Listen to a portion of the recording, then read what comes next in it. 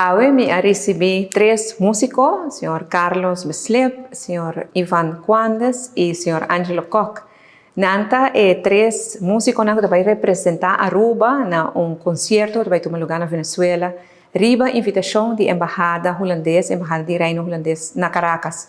Esto trata de un encuentro de jazz que está organizado de diferentes países europeos junto con Venezuela para así intercambiar música, intercambiar talento.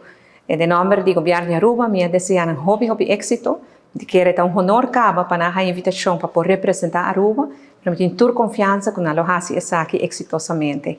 Com isso aqui, eu também com nossa própria música, para nós vai apresentar na própria composição, nossa música para exportar também e assim nós ganhamos mais simpatia, mais coração e mais atenção para nossa própria música aqui na Aruba.